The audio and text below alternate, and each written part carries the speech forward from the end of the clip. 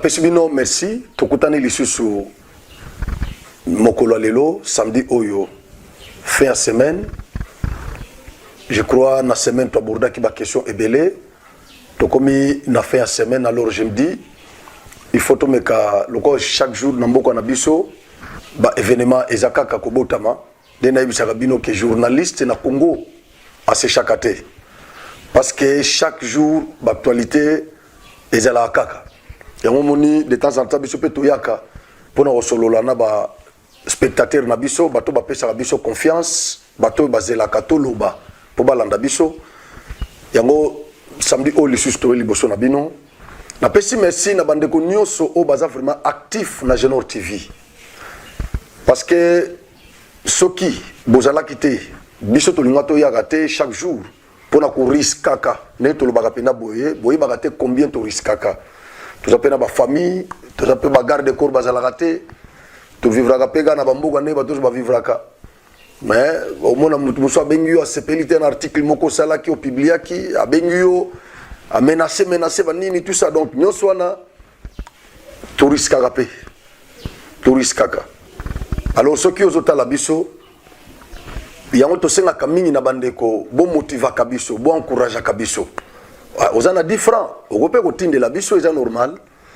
olobino ndeko en tout cas na sepela na musalo salaka comme motivation na ngai moi 10 francs yango wana et osala biso plaisir parce que na yambaka ba message ya bato ebele mama moko mama Street aza na Amérique mama wana soki ya benginga wa faso gangela nga na téléphone non c'est tout ce cas la Genor TV trop donc la pena Genor TV de pas à pas soka moniga na yambi mutu moko ye azolobela mutu mususu azolobela adversaire ya Félix aya nga na memingambo mama Street na peso mbote na memingambo akobenga nga bando gangela nga franc yo kosande ngwana te yo basi balio so déjà mbongo komeka te kolia mbongo bato wana franc yo servir mboka na ibisaka ye non na kolia te eza chaîne eza commercial tozana batu o bazo servir bino na ba tâche belé na Genor TV bande gonyo so na pe bazala pe besoin na mo savon mo mafuta mo ba transport na bango pona osala terrain et puis musu pe ko zala pe na famille il faut prendre famille en charge donc le gola zo sala il faut azo mo eloko si wo soki mutu akatumbi par exemple mutu ya fayulu aye po le kana chaîne to kobo ya ndenge nini eza chaîne eza commercial c'est normal alors ya on na senga ka mingi na bandeko 10 francs aux anango 20 francs soutenir Genor TV benga ndeko franc moi 10 francs na nga yango wana comme ça bandeko baso mata moi savon baso mata moi mafuta et kusala malamu et kusala eza mabete parce que bato musu bakansane to lobaka pinda botolia ka mbongo ebele ba pesa biso mbongo na ba politicien tout ça oui bato musu basandenge wana mais biso vraiment to zo pena décision ya kozala honnête ya kozala pena honnête yango mona tant to linga ko beta to beta ka pesa to beta pour façon biso beta ka pesa au sentir que muto pesa azo beta zo niata donc suspecter ngate parce que na beta ka pesa na zo niata pesa na zo beta c'était ça dit so na so que zai pena que na banda ko lia lar ya bandeko wana pesa nde na niata ka pena ne na niata ka te parce que muto alia ka mbongo koto ya lia koto ko mo langage neza moi réservé tout ça bilo wandengwana mais biso pena to niata ka pesa parce que ngana zo mona ka Congo à part Congo na mona elo musute à part Congo ngai na mona elo mususu Congo kaka mboko na ngai bonga to sala na ba stade ba report a kitoko na mboka ba infrastructure banzeleza la tout ça na kolongwa pe a na ke kisangani na se na zo avion te ne to sala na ndenge ba bangolé bazalaka nangola penza ozolo kolongwa pe na malangi oke penza billet oke na se okolongwa pe na lunda nord oke na lunda sul oke na se okolongwa luanda oke wiji olongo wiji oke mbanza Congo ozo ke na se banzeleza pe na asphalté. Donc ce to compte na niveau wana je crois que za malamu ndebi tumba oto bundaka awa pona ba raison wana kaka Congo ebonga donc mona tam sumu muso va na parler azo attaquer yo azo finga yo tout ça tu comprends pas et puis magamoto zo lo batang Congo ekobonga bana ne pe ba osepela mais ya fa na parler azo tala biso na téléphone mais bano finga komi pe azo ta ko koma pe ko finga tango yo zo attaquer muto zo bundisa Congo tam so ba information biso za nango ya za nango te alors On comprend. Mais pour la bande de so ba soutenir biso d'une manière ou d'une autre na pesibino. Merci na tongo yo et puis bo liker émission bo aimer. Ça me motive. Vous en a 10 francs au pesa ngate mais vous allez émission au aimer parce que YouTube a côté biso. YouTube a côté na ba biloko bosala kawana ba j'aime ba partage ba vue nyonso wana eza malamu. Eza malamu. Tant bozo salango eza malamu. Soko za abonné te s'abonner. Oko perdre de l'autre côté, ba okatoni mbongo nini nité na compte bancaire. S'abonner kaka otiki la biso abonnement, liker, aimer vidéo. Eko zala elo moko malamu. Ozupe lien au partager. Je crois que ça sera une bonne chose. Merci beaucoup. Le procureur général près la Cour de cassation exhorte les officiers de police judiciaire à ne pas négocier avec les différents cas d'incitation à la haine tribale. Donnez ça pena boye, batebele ba okangama. Ça c'est vrai. Hein, batebele penza ba okangama siko nazo tala sikoyo. Hein, bato bazalaka batenaka mo ba propos moko ya incitation à la haine tribale. Bato ba incitaka population hein, pour basataka entre bango moko tout ça. Alors procureur général a instruire na la police ba OPJ nyonso ya la police na ba gens ya service de renseignement. Baba dinete na bakaya ba incitation à la haine. Muto lobby il n'est pas n'importe qui. Ba OPJ nyonso yo munaka. Ba prêtaka serment devant le procureur général. Hein, na ba professeur nyonso bango bazali sika ba procureur généraux bazali bazo prêter serment kuna. Et donc procureur général oyo ya près la cour de cassation yende mutu azo contrôler aza autorité hiérarchique il y a ministère public nyonso na Congo. C'est-à-dire ba procureur de la République, ba procureur généraux, il y a ba parquet près les tribunaux, près les cours d'appel, tout ça. Bango nyonso wana. Numéro 1 na bango nde procureur général près la cour de cassation. Wana zapona ordre judiciaire. Parce que tu as un ordre administratif, tu as un ordre judiciaire, tu as un ordre administratif, tu as un conseil d'État. Qu'on appelle parquet zalaka. Ordre judiciaire et un cour de cassation. Et puis, il y a une juridiction spéciale selon. Controverse zalaka entre juristes, doctrinaires, Moussouba Lobaka, cour constitutionnelle et un ordre constitutionnel, Moussouba Lobi et une juridiction spéciale. Mais na ordre judiciaire au pesa ba kanga kapeza au sale infraction ba kangi yo pesa hein infraction ya droit commun parce que cour constitutionnelle wana eza pona ba infraction politique ba biloko ndenge wana soki président de la république a commettre infraction moko premier ministre juridiction na ye yango wana siko yo cour de cassation yende mutozo contrôler ba infracteur nyonso ya mike obomi incitation à la haine tout ça. Bango wana seconde bazo contrôler parce que wana za ordre judiciaire. Siko numéro 1 il y a organe de la loi nyonso na Congo. Numéro 1 il y a maître il y a action publique nda lobby. C'est-à-dire muto lobby il n'est pas n'importe qui. Aza à mesure il y a qu'on poursuivre Katumbi. Aza à mesure au nom de l'unicité ou l'indivisibilité du ministère public. Nenga lobby on a dit ça. Soki politicien moko à tenir ba propos moko il y a incitation à la haine tribal na kipush procureur roza soki tribunal moko za na kipush procureur roza wana soki za compétent à ko poursuivre lié à ko déclencher action publique contre Mutuana. C'est comme ça que ça se passe. Procureur roza Lubumbashi à ko poursuivre parce que principe ya hiérarchisation yangonde et ça la nine et ça ko régir ministère public ba juge ya tribunal baza indépendant mais ba magistrat ya parquet baza dépendant lobaga soki aza na procès kuna baza régi na principe moko lobby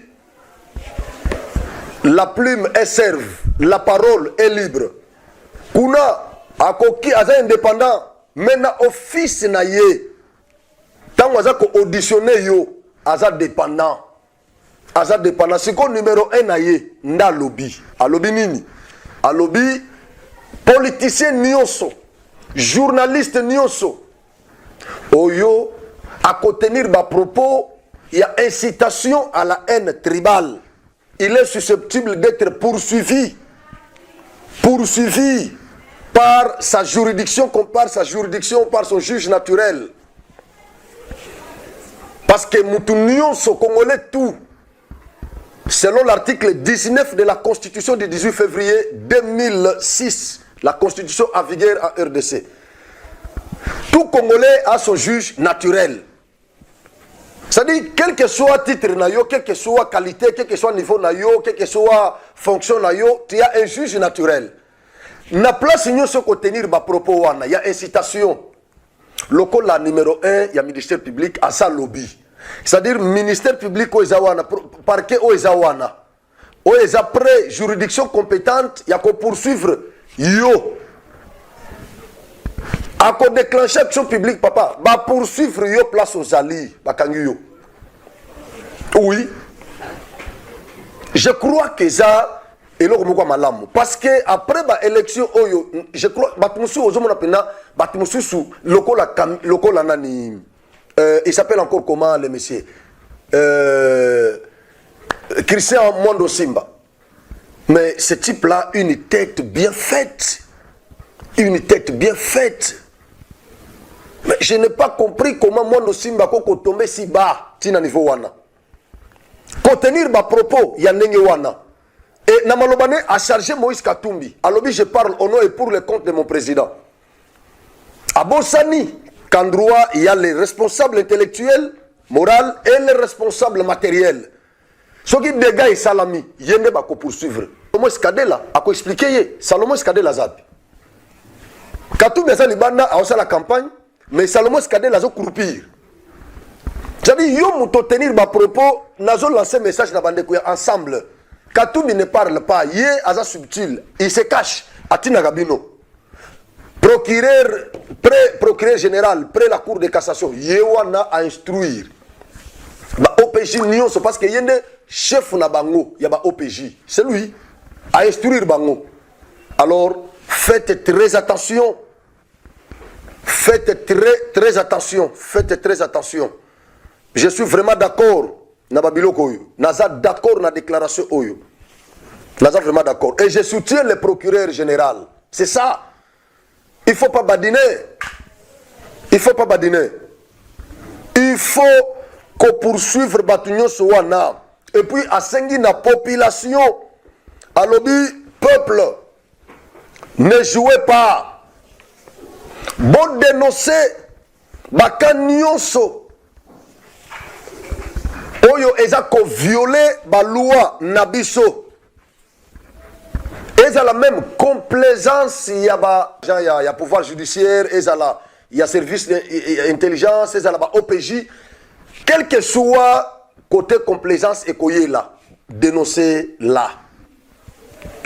C'est-à-dire à sengi na population, peuple procureur à sengi bino, à pesi bino makoki ya ko dénoncer ba complaisant nyonso.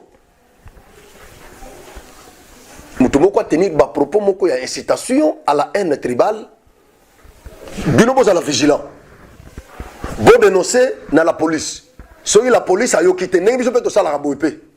La police a qui a kangiye ba tcheme maboko likolo mutuan. Ba suye ba déférer na parquet.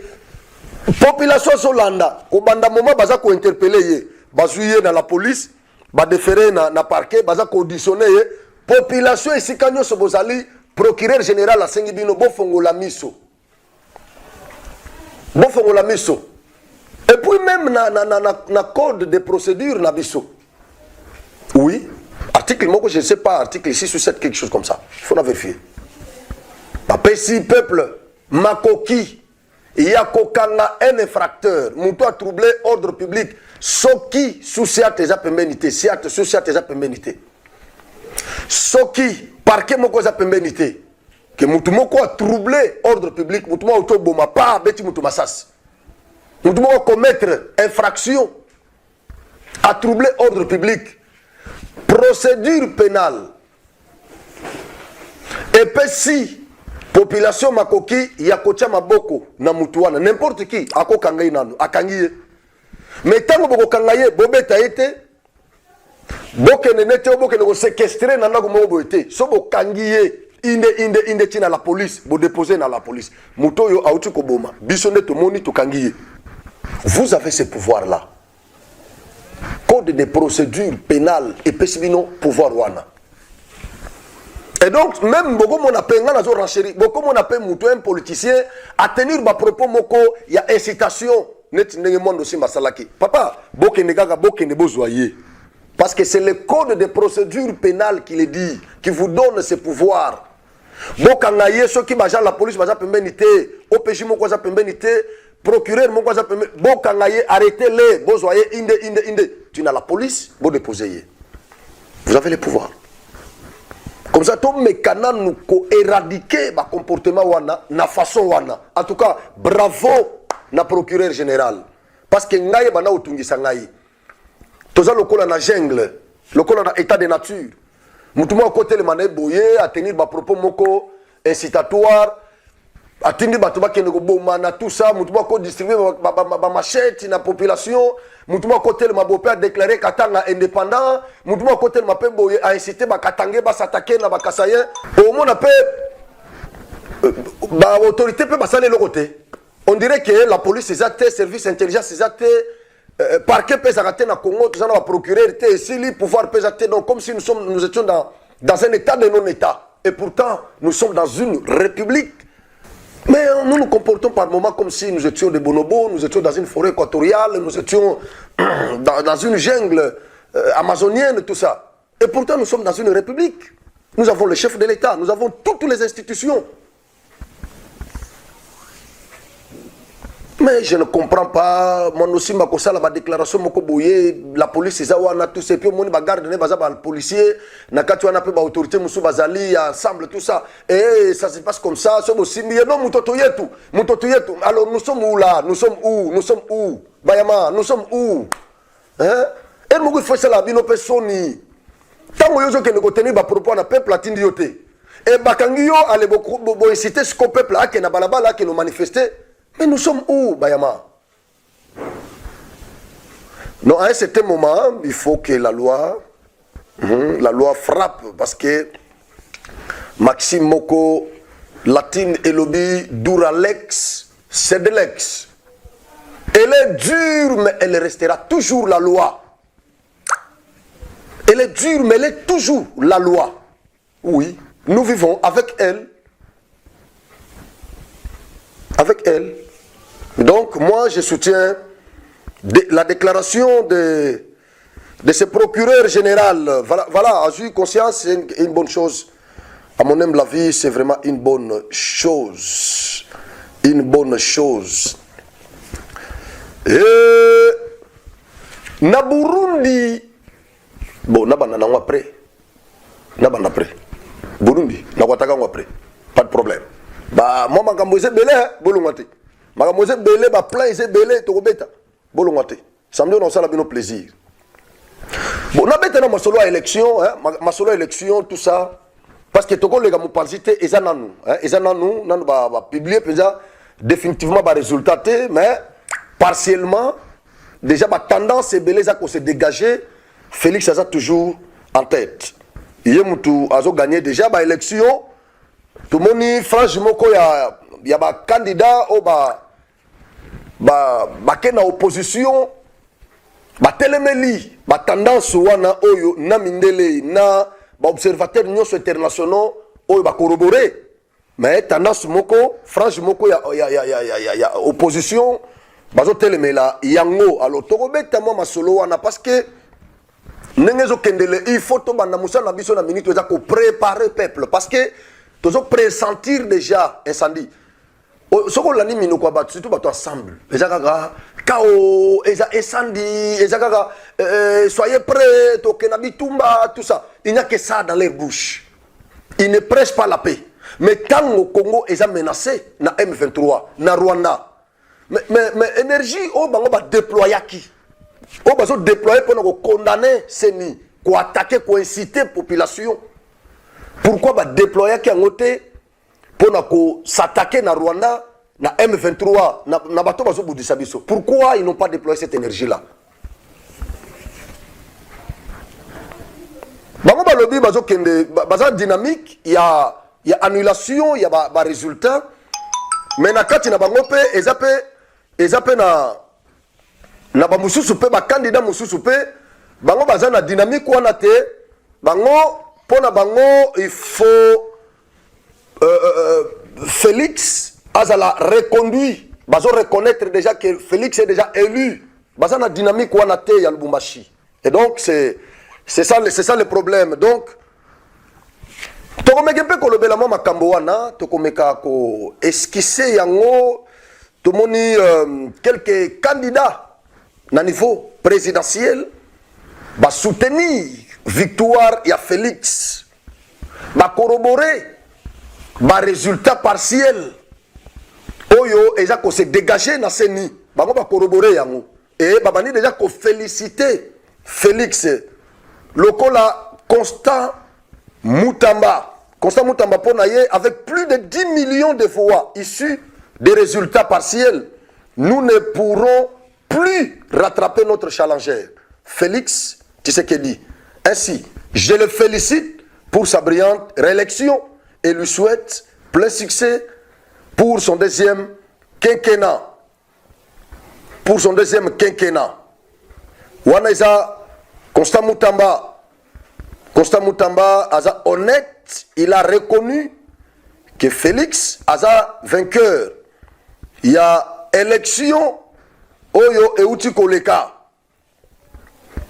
À part hier, tout ça Noël Tchani peut a félicité Félix à reconnaître victoire naye.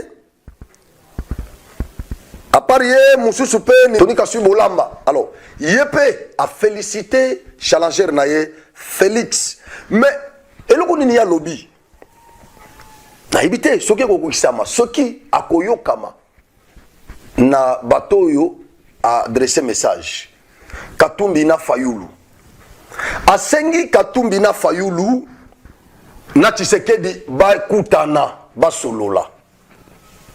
Donc probable rencontre ya Félix na Katumbi na Fayulu. Est-ce que bakoyoka ndeko oyo? Est-ce que basi ba solo la ki ba mirimira ki na se parce que politique ezelo mususu oto komona na moi ezao elega na butute. Bino pe bo juger. Sobo moni que savoir. Commenter, signaler. Sobo sepeli parce que Fayulu, Katumbi, Fachi bango baza censé kolanda bino, kolanda parce qu'ils sont là pour vous. Baza ba serviteur na bino. Donc il faut balanda obino bozo loba. Alors si vous moni que boza d'accord. Hein, boza d'accord. Que Tshisekedi Fayulu na Katumbi autour d'une même table. Ba solola. Na éviter so ba solanini, je ne sais pas.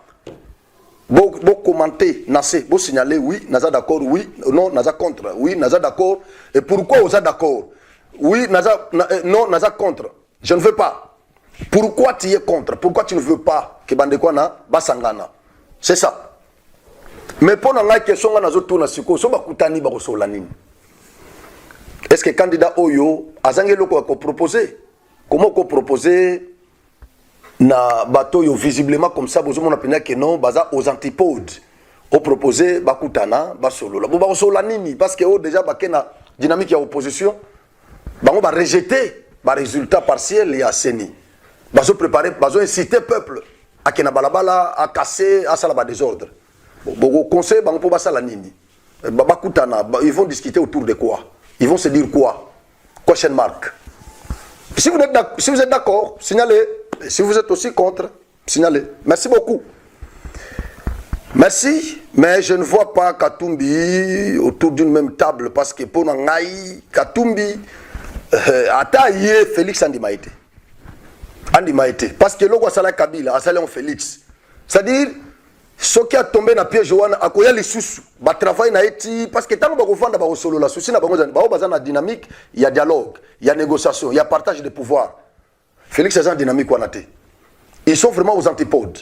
Et tant que okuta na siko autour d'une même table, ba ko discuter nini ki ba yo kana bon mona mai logo so gagner déjà pour mes tête ton dimiga au gagner, bo biso to travail na yo logo comme ministère mo boyo cha biso comme ça to gérer ensemble. Ou bien mona mai élection na to bo yango, to annuler yango comme ça, to gérer ensemble après to ya ko organiser ba élection même après 2 ans yo za la président, na na primature, Fayoulou a la seule président de l'Assemblée ou bien Tina Moutouné qu'on a sondé tout ça. Je ne sais pas. Mais ce que Kendengewana n'a pas la Moutali Bosso qu'on s'opposer. Je ne serai pas d'accord. Je ne serai pas parce que Katoumbi, nous avons des cas de jurisprudence, il y a trahison, il y a Katoumbi et Belé. Je ne serai pas d'accord. Je crois que Fayoulou a condamné. Mais pour nous, nous avons condamné Fayoulou. Fayoulou a raté l'issue une passe en or. Arrêtez les sous passe mon sous il y a bien il y a baina balle penza bache na makolo na ye marqué poto ngwa des avites Fayoulou o ko kalisu sur 5 ans papa attendez ngo lobi ko sala aux en l'art il n'y a pas de problème mais 5 ans les sous ko vendre ça banani Lexus illégal au vendre ça penza ba epenge au vendre ça bango na opposition pendant pia ka 5 ans ba député bazate yo moko pe o gagner te tala koto commission 4e na liste 4e au vendre ça suba na batwana na opposition yo za na lar bongo sko penge na ba mususu wana ba kolia ndenge nini na opposition peza boyambana kia bopesa ni mbote na mwana mai na yo. C'était une occasion, profiter qu'à féliciter parce que yo moko za conscient que ata bo bandeli ba élection wana Fayoulou ko gagner té. Donc vérité des urnes en 2018, c'était du mensonge. Et ça il le coûta parce que mon année sikoyo Katumbi aza simanote Bemba aza simanote siko yo za yo boko. Félix Pazawana yo za wana yo moko. Boke siko na combat ya cage. Nana gagné nani? Nani a gagné nani? Talasko écart ya Félix na yo. Tel écart. Fayoulou a raté pas sa nord. Il fallait qu'il a profité de l'okoyo. Il fallait profiter. Quand tu me dis Kimbanga, Azawapi. T'as l'écart na ina Tshisekedi. Il y a moi qui profité pour lancer un message na Fachi. On s'est gagné déjà. Félicitations. Parce que on va confirmer qu'on s'est gagné. Nous avons lancé un message pas Fachi. Président, Kobosa na Noël Tchanité. Noël Tchani Kobosa na yete. Bilan, oui, nous avons un bilan, oui. Te présenter bilan, te défendre, yango, c'est bien. Mais Tchani a joué un grand rôle dans la défaite à Katumbi. Franchement, Kobosa na Noël Tchanité, na mandat Oyo, Zone Noël Tchani, pesa poste, même na banque, le roi c'est na banque, Tchaï na banque. Pesa un ministère de l'économie, il y a budget. C'est un grand leader, à cause de poste, tout ça. Mais Kobosa na Noël Tchanité, parce qu'on les a demandé à Congolais tout de père et de mère. De quoi on a bagarré? Noël Tchani a bagarré. Oui, ake na parlement, na senga na population va voter comme député. Ake na parlement, abunda na pulu loko babunda biso tout ko bagaré. Soki ka loi ne l'équipe pas retirer yé. Pesa ministère. Pesa poste moko bien. Parce que ce papa a risqué. A risqué. Pas menace, il ko nengo tout ça. Donc il faut qu'au Kanissa, Noël Tchani, je crois que ça sera une bonne chose. Archevêque métropolitain Lubumbashi, Fulgence Mouteba. L'église catholique condamne les messages menaçant de vandaliser ses paroisses à Lubumbashi. Mais vous condamné, oui, les hommes avaient vandalisé l'église. Mais moi je pense. Archevêque il faut la kinda luka source il y a colère il y a population où ils ont qui ne vandaliser ba paroisse ya catholique c'est ça parce que au besoin on a quoi fièvre mais élément causal il y a fièvre on est nini et ça ba propos ya mongo et ça ba propos ya solé et ça peut officialisation il y a mariage gay na Vatican et papa. Nous sommes en train que la population a comme frustré contre l'église catholique. C'est-à-dire parce que banda papa a officialisé le mariage. Nalandi abe Blaise Kanda. Vieux on a l'ingagé trop, mais vieux à tout bordir. Moi mouké, na intervention l'ingaki a couvrir papa, l'ingaki a bunda, à déformer ma propos, à papono, à la différence entre union conjugale, mariage, tout ça. Non, écoutez, moi je suis juriste, papa. Sur le plan juridique, deux termes sont interchangeables. Ils sont interchangeables. Je peux parler de l'union conjugale, je peux parler de mariage. Souvent, les juristes parlent de l'union. Mariage est un terme, il y a combien de mortels. Mais les juristes parlent de l'union. C'est ça. Donc, ils sont interchangeables. Mais avec Kandé Abundi, pour amener sa différence entre union, au Papa Lobeli, mariage, mariage, ils ont union traditionnelle, mais Papa Lobeli, Makambo, union, tout ça. C'est comme si. Non, mais via Betty, Via Betty Bourdi. Donc, toujours, c'est la pesa. Fridolin Ambongo, na Brazza, archevêque Alobi, na Cameroun, Balobi, na Côte d'Ivoire, Balobi, na Zambie, Balobi, partout Bazoloba. Mais chez nous, catholique, archevêque, il y a Kinshasa, métropolitain, il y a Kinshasa. Aza plongé na ba résultat. Le quoi ça, il y a Kimbongo, déjà, papa moté mes akimiate. Aza plongé na ba résultat. Mais déclaration Kabakata, déclaration Salami na Vatican. Mais bon sangana pe bon ça la déclaration, bon se désolidariser n'a pas propos il y a pape parce que vous connaissez bien notre culture congolais et le connaît au côté t'as la frappe au ba pesi mukwege t'as la mukwege Valéry Sili mukwege Valéry Sili et au côté alors bon se désolidariser officiellement clairement comme ça oui sa population le peuple congolais non en tout cas biso toza kunate mais pourquoi ambongo azoti kango mupanzi Cholé a tika mupaza mega ko na radio Kapi tout ça mais wana eza officiel te eza officiel te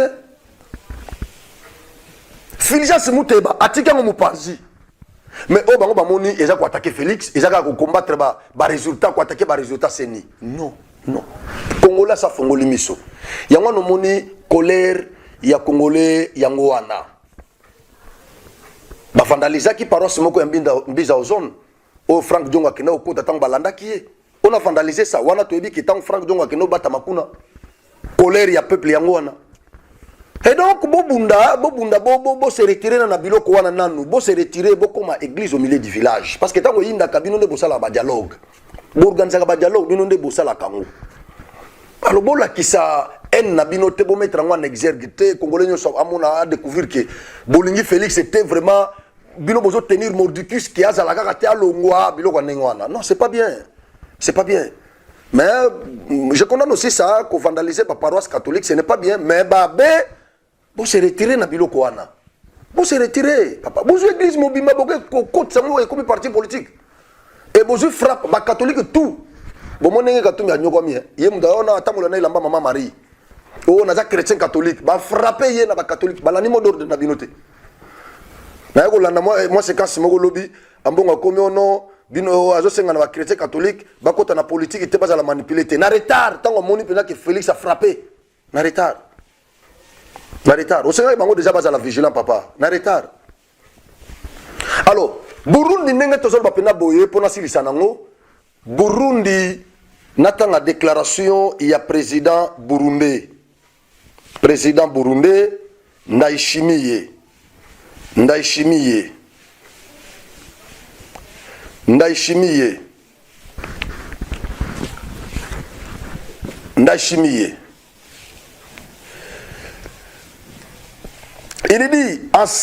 Il dit, nous avons décidé d'être du côté de la RDC car le feu qui attaque la RDC, c'est le même feu qui peut nous attaquer demain. J'appelle tous les Burundais à se mobiliser derrière les Congolais, car protéger la RDC, c'est également protéger les Burundi, a déclaré Évariste, général Nevoa, président burundais. Et puis marche Moko et Salami na Burundi. Marche Moko et Salami na Burundi, il y a grande envergure. Nasengi na Naomi a balancé, c'est quand on a Bolandango comme ça, tous on après. Des milliers de manifestants se sont rassemblés à la place de l'Indépendance au centre-ville de Bujumbura.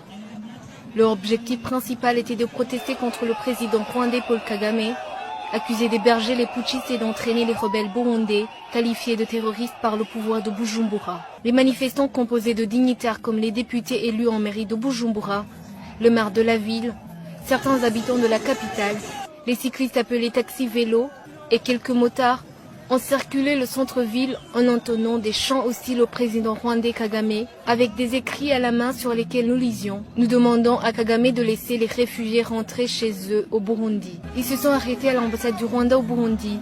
Ils ont chanté, dansé et hué le président rwandais.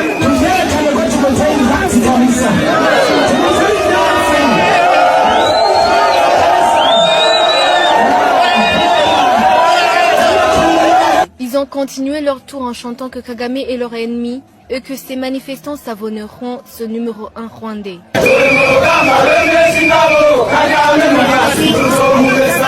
Leur point de destination a été sur le lac Tanganyika, où ils ont encore dansé et croisé d'autres dignitaires comme Willy Nyamitwe, le conseiller principal en communication à la présidence. Le maire de la ville a délivré un discours pour remercier tout ce monde. Il a prononcé avec insistance que le Burundi proteste contre le Rwanda et son chef d'État. Ces manifestations, organisées par le ministère de l'Intérieur et de l'Éducation citoyenne, se feront désormais tous les samedis avant les travaux communautaires.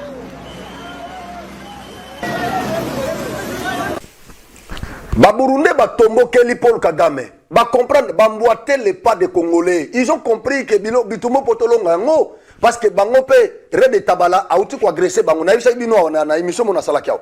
Red Tabala wana eza ba Burundais oyo balinga ba renverser ba tutsi Burundais o balinga ba renverser régime ya Kuruzize. Barataki allez bakimi bakena na Rwanda. Paul Kagame a protégé bango. A protégé bango Kuruzize senga ba rapatrier ba Burundais wana bazonga na Burundi. Paul Kagame aboya abomba bango Kagame ezake asangisa tutsi Rwandais na tutsi Burundais. Va renverser le régime pour que Batutsi va konza Burundi. N'est pas solité na Congo. Si ko banda Batutsi wana bakenda Rwanda, babata makuna, babomba bango na Rwanda. Babomba bango na Rwanda et pas ya Paul Kagame, bango musuba yaka ko sala ba massacre na Congo. Batia bango na plateau de Minembwe, batia bango wana. Ba sala pe ba massacre, ba takaka pe Batutsi musu congolais.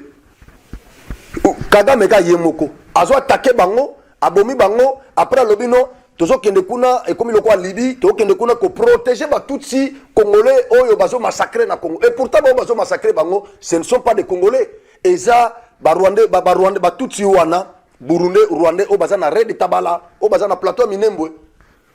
Siko Kagame azo profiter tindi ba massacrer parce que ça politique à Kagame siko ba comprendre ye Burundi a comprendre Congo bango nyonso ba comprendre etikali siko bandeko na biso ya Uganda ba manifester pe et souka nango nous allons lancer ce message je lance ce message aux Rwandais manifestez aussi parce que vous êtes dans une prison à ciel ouvert au Rwanda dans votre pays sans démocratie dans une dictature terrible. Manifester aussi, c'est le moment. Nous devons chasser cet homme-là du pouvoir. Félix l'a déjà déclaré. Alors, on s'est réservé pourquoi? Parce que c'était le souci de tous les Congolais. Congolais, ils sont au micro. Ils sont non alignés au pouvoir. À part Katumbi, à part battu ensemble, Ndeba Koki, Kondima, Kagame va na pouvoir. Oui, parce qu'il y a beaucoup de naïe. Mais, Bicho, vrai noko. Les Burundais vont comprendre, vont emboîter les pas, vont comprendre que nous devons manifester en citant le nom de Kagame pour que la communauté internationale, l'ONU, soit au courant que c'est Kagame qui nous met mal à l'aise en Afrique. Et donc, tant que tu as télémélaillé pour nous agresser, balobate. Ndaishimi a fait ça. Atini Burundais na balabala. Donc, c'est le moment, il y a Bissonyoso, de profiter. De profiter, Kagame, nous devons les chasser du pouvoir. Oui. Dans l'article Moko Kagame, à Keko, Kobata Manasima, Union Européenne, à Kesenga Bango, va réconcilier na Tshisekedi, à mon carte n'est simbité, denga Kanisaki ke, candidat naïe, à Tchaki ba moyen belé, pour nous soutenir Katumbi, à mon que Katumbi allait moi Congolais comprendre, ma solo to beta à chaque fois na ba plateau, ba Congolais, ba yoka gabiso, ba comprendre, ba télémélier. Alors Kagame, a changé ce stratagème. Alors, il faut s'approcher de Tshisekedi. réconcilier bango après siko pour na déposer minduki après prestation de serment ya Fachi na le 20 janvier. Alors il faut le moyen ya kokutana ba vandisa bango ba solola ba za bandeko ba yokana, alors ba favoriser des escalades comme ça va continuer à vivre ensemble parce que tout ça va voisin traditionnel. Donc to ba ko séparer bisoté. Non, waneza ruse. Waneza ruse rwandaise. Waneza ruse rwandaise. Nous n'allons pas céder. Félix c'est ça là qui a un début à mandat naé. Et souga nango siko. Il a même compris. Waneza ina no faible. Si on Félix est comme déjà fort comme ça. Je crois que c'est impossible. Kagame doit être chassé du pouvoir au Rwanda. Oui. Et on est prêt. Comme Burundi a déjà compris. La RDC avait déjà compris depuis longtemps. Les Rwandais, vous qui êtes au Rwanda, vous devez se comprendre. Je suis informé que Nani opposant Moko Kagame, papa n'est pas Koufazaki opposant à Kagame, Babomaye, moi Atikali a continué à faire la opposition contre Kagame, tu peux composer. La dame est morte. Son nom est Chapeau, très compliqué là. La dame est morte. Toujours Kagame. Rwandais ya diaspora, yazo landa bango tazo massacrer bango. Moi j'applaudis courage ya ba Burundais. Nazo applaudir yango franchement. Merci. To comme na souka alors na sengi bo partager lien. Merci beaucoup. To kutani mbalasima.